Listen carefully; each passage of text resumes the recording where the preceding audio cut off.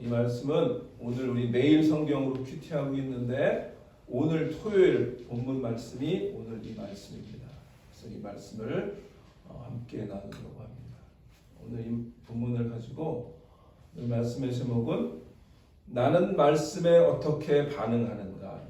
나는 말씀에 어떻게 반응하는가? 이 비유는 너무나 유명한 비유잖아요. 씨 뿌리는 비유로 알려져 있어서 너무나 유명한 비유이기 때문에 우리 여러분들 이 말씀을 많이 들으셨을 거예요. 목사님들 이 본문 가지고 설교 많이 하셨고 그리고 신앙생활 조금 하면 이 말씀은 늘 들으셨을 거라고 생각합니다. 그래서 목사님들 설교를 유튜브에서도 여러분들 들어보시고 이쪽 저쪽 들어보시면 목사님들마다 각각 이 본문을 강조해서 말씀하는 그 각도가 조금씩 달라요. 어떤 분은 씨 뿌리는 자에 초점을 맞춰서 예수님께서 씨 뿌리는 자이기 때문에 그분이 우리를 좋은 땅으로 바꾸실 거다 이런 거 강조하는 그런 목사님도 있고 또 어떤 목사님은 씨 그러니까 말씀에 초점을 맞춰서 말씀의 능력을 강조하기도 하는 그런 말씀도 들으셨을 거예요. 그런데요, 이 비유를 잘 읽어보면 사실은 이 비유의 초점은 사실 말씀을 듣는 이들의 네 가지 반응이 더 초점이라고 저는 생각해요. 그래서 사실은 이 비유는 씨 뿌리는 비유 또는 씨 뿌리는 자의 비유로 알려져 있는데 그렇게 생각해 보면 듣는 자들의 네 가지 반응을 초점을 두면 이 비유의 이름은 네 가지 밭의 비유다 그렇게 말하는 게 더 맞지 않겠나 저의 생각입니다. 왜냐하면 이 비유를 우리가 정확하게 2000년 전의 공백을 가지고 정확하게 해석 비유기 때문에 더 그래요. 근데 저는 오늘 이 본문을 읽으면서 예수님께서 자기가 말씀하신 비유를 본인이 직접 해석해 주신 비유는 이거밖에 없어요. 그러니까 예수님이 해석해 주신 거를 잘 따라가 보면 이 본문이 어떤 의미겠구나라는 생각을 할 수 있어요. 왜냐하면 오늘 한번 읽었던 걸 잘 보세요. 15절 이하 보시면 말씀이 길가에 뿌려졌다는 것은 이들을 가리킴이니 그렇게 나오죠. 예수님이 이들, 말씀을 듣는 자들을 얘기를 분명히 하셔요. 그 다음에 16절에도 또 이와 같이 돌밭에 뿌려졌다는 것은 이들을 가리킴이니 그러면서 이 듣는 자에 대한 분명한 얘기를 하세요. 그리고 또 18절에도 또 어떤 이는 가시떨기에 뿌려진 자니 그러니까 보세요. 예수님이 친히 본인이 비유를 해석해 주시면서 어떤 이는 그리고 돌가에 뿌려졌다는 이는 이들은 이렇게 사람을 정확히 지칭해서 말씀하시는 걸 보면 그리고 이 본문에 가장 설명을 많이 하시는 게 누구죠? 씨 뿌리는 자가 아니에요. 씨도 아니에요. 예수님이 제일 많이 설명하는 게 뭐예요? 말씀을 듣는 자.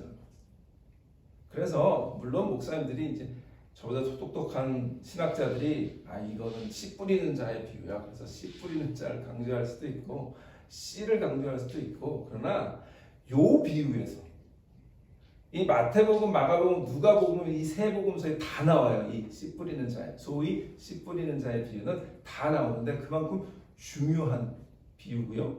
그리고 이 비유를 알아야 나머지 비유가 좀 열려요. 그러니까 이 비유는 굉장히 중요한 비유인데 어떻게 이 비유를 보느냐에 따라서 우리가 더 마음가짐과 또 이 예수님의 비유를 우리가 대하는 태도들이 달라질 수도 있는데요. 저는 어쨌든 이 비유를 우리가 어떻게 말씀에 반응하느냐 네 가지의 종류의 반응에 대해서 초점을 맞췄다 그렇게 생각을 합니다. 어쨌든 그러니까 잘 보세요. 예수님이 씨 뿌리는 자에 대해서 언급을 안 하시잖아요. 물론 요 다음에 비유에 나오면 씨 뿌리는 자는 인자다 이런 얘기를 하세요. 근데 그 비유가 지금 이 비유가 아니잖아요. 그러니까 요 씨 뿌리는 자의 요 비유에서는 사실은 씨 뿌리는 자에 대해서 설명을 안 하시고, 그래서 예를 들면 이제 목사님들이 그런 설명하시잖아요. 그래서 이 씨 뿌리는 자가 이 마음이 돌짝 같은 그런 그 사람들에게 말씀을 잘 해서 옥토를 만들어야 된다, 이제 이렇게 얘기하는 목사님들도 있고, 그러나 예수님이 지금 그런 설명을 하신 적이 없어요. 그 다음에 씨 자체에 대해서 설명하신 적이 없어요. 물론 또 씨를 강조하는 분은 씨가 말씀의 능력이기 때문에 우리의 마음을 변화시킨다, 맞죠? 물론 씨가 분명히 예수님은 말씀이라고 얘기하시거든요. 그러니까 그 말씀에는 능력이 있어요. 그 말씀을 듣는 자가 속에서 역사하는 씨는 분명히 말씀의 능력이 있는 거예요. 그런데 이 비유에서는 예수님이 씨의 능력에 대해서 말씀하신 게 아니에요. 그러니까 지금 이 비유에서는 뭐냐? 듣는 자들의 태도고 반응이다. 이스라엘에서는 이 밭들이요 그렇게 좋지가 않대요. 그러니까 돌짝밭이나 이게 많은 거죠. 근데 이 이스라엘은 보통 석회암이 많은 그런 지역이라 그래요. 그러니까 사실은 이 농부가 와서 땅을 막 기경을 하면 거기에 돌짝도 있고 돌도 많고, 이게 바위 덩어리가 있는 거죠. 바위 덩어리도 많고 또 가시덤불 같은 그런 것들도 많고, 그 다음에 이제 그 옆으로는 또 길이 있는 거예요. 그러니까 이 길가, 돌짝밭, 가시덤불, 좋은 땅이 이렇게 다 따로 떨어져 있는 게 아니고 농부가 와서 씨를 그냥 뿌리는 거예요. 그러니까 이 주머니에다가 그 씨 주머니에 넣고 그냥 쭉쭉 뿌리는데, 어떤 씨는 그 옆에 길 만들어 놓은 그 길에도 나가고, 어떤 씨는 아직 덜 기경된 바위 있는 쪽으로도 가고, 어떤 씨는 그 안에 막 가시덤불도 있는 그런 쪽으로도 가고, 어떤 씨는 이 농부가 기경을 잘한 그쪽으로 가는 거예요. 그래서 앞에 세 군데 뿌려진 데는 열매를 못 맺고, 그리고 좋은 땅에 뿌려진 데는 씨를 열매를 맺는 거예요. 자, 그러면 이 비유에서 말씀을 받은 네 가지의 사람의 반응이 나오는 거예요. 네 가지 땅은 네 가지 반응인데요. 자, 그러면 네 가지 이 땅이 네 가지의 다른 종류의 사람일까요? 여러분 어떻게 생각하세요? 그러니까 기본적으로 길가 같은 사람이 있는 거예요. 저 사람은 그냥 말씀도 들을 수 없는 사람, 불신자, 아주 완악한 자. 그 다음에 돌짝밭 같은 사람, 마음은 좀 딱딱한데 그래도 말씀을 조금 먹어요. 또 어떤 사람은 가시덤불, 말씀을 기쁨으로 잘 받는 사람이에요. 자, 그런데 그러면 이런 게 네 사람이 이렇게 종류가 다 달라요. 그러니까 자, 그러면 여러분들은 어떤 밭이라고 생각하세요? 스스로 한번 이 아침에 여쭤보세요. 나는 길가다. 그런 분은 없죠. 자, 나는 돌짝밭이다. 네, 없으시죠? 나는 가시덤불이다. 그럼 나는 좋은 땅이다. 네. 우리 장로님, 할렐루야. 자, 이 네 가지가 각기 종류의 다른 사람일까요? 저는요, 그럴 수도 있어요. 근데 지금 이스라엘의 밭의 종류가 여기는 길가, 여기는 돌짝밭, 여기는 가시덤불밭, 여기는 좋은 땅에 이렇게 나눠서 뿌린 게 아니라 한 곳에 몰려 있다고 그랬잖아요. 그 얘기는 뭘까요? 저는 그렇게 생각했어요. 이 네 가지의 밭이 우리 가운데 다 있는 거예요. 우리 속에. 저 그렇게 생각 안 하세요? 저는 그렇게 생각이 돼요. 어떨 때는요, 정말 길가 같고, 제가. 어떨 때는 조금 그래도 말씀을 반응하는 것 같아서 돌짝밭 같기도 하고, 어떨 때는 세상의 여러 가지 생각들 때문에 가시덤불 같기도 하고, 근데 어떨 때는 하나님이 은혜 주셔서 말씀이 이렇게 단지 틀리기도 하고, 그런 것 같아요. 그러니까 이 네 가지 반응은 사실 우리 마음속에 다 있다고 저는 그렇게 생각을 해요.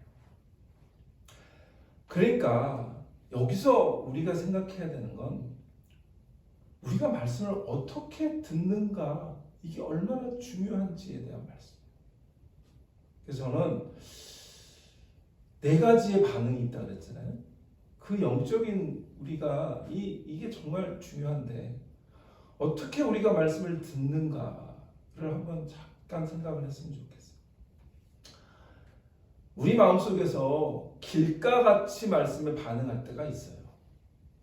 우리 마음에 말씀이 전혀 들어오지 않는 거예요.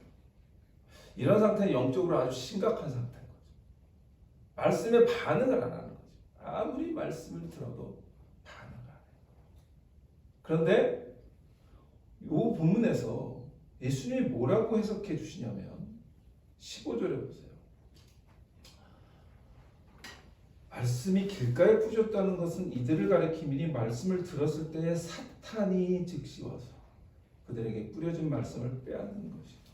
여기서 우리가 주목해야 될 길가 같은 반응에서는 사탄이라는 단어예요. 다른 복음서에서는 마귀라고도 예수님이 지칭했는데 사탄, 마귀 같은 존재죠. 그러면 길가처럼 우리가 말씀이 전혀 안 들어오는 이유가 뭐예요? 마귀한테 지는 거죠. 영적인 싸움에서 지는 거예요. 이 정도가 되면 심각한 거예요. 말씀에 전혀 반응하지 않는다는 건 백전백승 마귀한테 지고 있다고 하는 걸 우리가 스스로 깨달으면 돼요. 말씀이 튕겨나가는 거죠. 마귀가 그때그때마다 그 말씀을 받아 챙기는 거죠. 아주 약으로 그냥 쳐내는 거예요. 우리 마음속에 일도 못 들어오게. 영적인 전쟁에서 완전히 실패하고 있는 거. 우리가 길가 같은 반응이 되면 회복하기가 힘들어요. 그래서 길가까지는 우리가 가면 안 될 거라고 생각합니다. 여러분 마귀하고 전쟁에서 지지 않도록 영적으로 우리가 부장해야 될 줄 압니다. 두 번째 반응은 돌밭 같은 반응인데요. 예수님이 친히 해석해 주잖아요. 돌밭에 뿌렸다는 것은 16절 이들을 가리키미니 말씀을 들을 때 즉시 기쁨으로 받으나 그 속에 뿌리가 없어 잠깐 견디다가 말씀으로 인하여 환난이나 박해가 일어날 때 곧 넘어지는 자요. 말씀을 정말 기뻐해요. 너무 좋아합니다. 우리 그렇잖아요. 어떨 때 말씀이 너무 잘 들려서 기쁨으로 받아요. 그런데 돌짝밭처럼 깊지가 않으니까 그 말씀이 뿌리를 못 내리는 거예요. 그래서 환경이 어려워지고 고난이 닥치면 바로 영적으로 낙담하고 넘어지고 시험 들고 말씀을 떠나버리는 거죠. 그런데 오늘 여기서 본문에서 정말 또 우리가 기억해야 될 거는 17절에 보세요. 그 속에 뿌리가 없어 잠깐 견디다가 말씀으로 인하여 환난이나 박해가 일어나는 때에 넘어진대요. 여러분 말씀으로 인해서 넘어진대요. 말씀으로 기쁨을 받았는데요. 말씀으로 인해 넘어진대요. 이게 무슨 말씀일까요? 여러분 우리가 신앙생활 잘못하잖아요. 그러면 말씀 듣다가 시험 들어요. 그렇잖아요. 교회에서 여러분 많이 겪지 않았어요? 저 목사님이 나를 까는 거네. 네. 말씀에 기쁨을 받았다가 말씀에서 넘어져요. 왜? 말씀에 제대로 세워서 그 말씀을 분별하지 못하니까 이건 분명히 나에 대한 공격이야. 뭐 별 생각을 다 하잖아요. 이 돌박 같은 그런 반응은 말씀을 너무 기쁘게 하지만 여러 가지 무슨 환난 환경이나 이런 것들 때문에 말씀 때문에 넘어지는 그런 것들, 그런 반응. 세 번째 가시떨기 같은 반응인데요.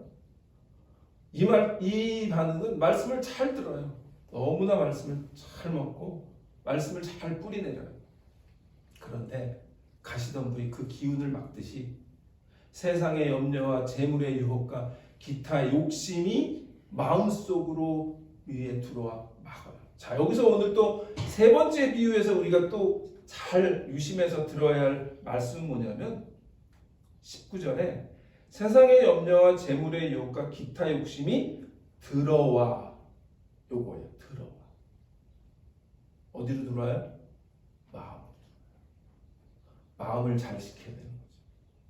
제가 2주 동안 우리 재직 훈련하면서 제자의 본질적인 가장 중요한 스타팅 포인트, 출발점이 뭐라고 말씀드렸죠?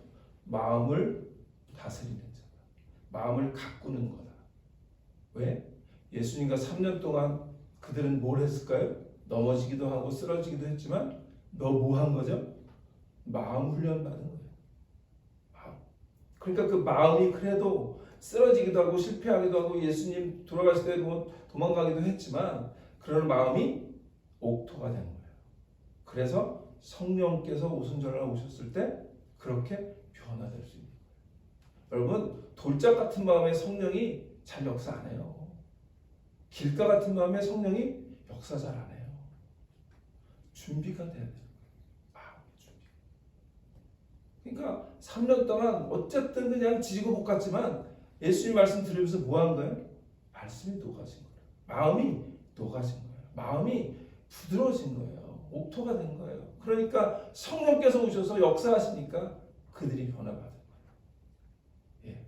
마음에 뭐가 들어요? 세상의 염려와 재물의 유혹과 기타 욕심. 예. 이 기타 욕심이라는 거예요.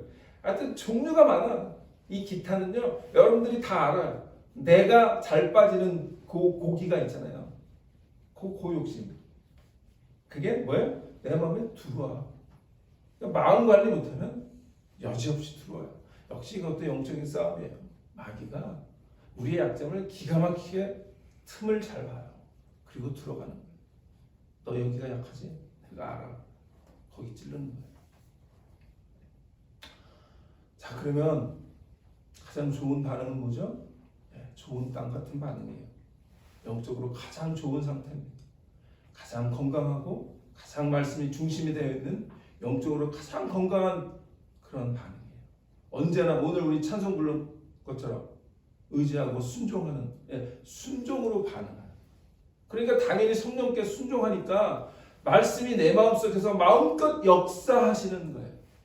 그러니까 성령의 열매를 풍성히 맺을 수 있고 오늘 말씀 예수님처럼 30배, 60배, 100배가 그렇게 맺을 수 있는 거죠.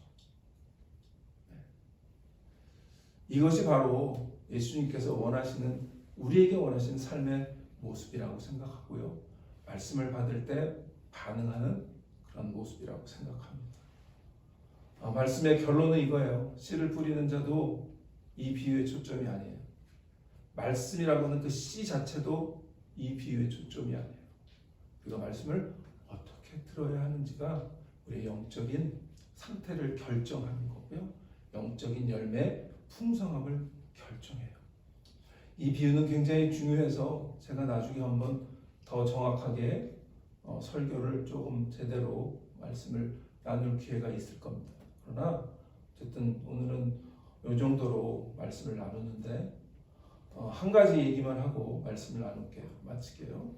여러분 그 C.S. 루이스라고 하는 영국의 놀라운 신학자 목사님 계신데 그분이 쓴 책에 스크루테이프의 편지라는 게 있어요.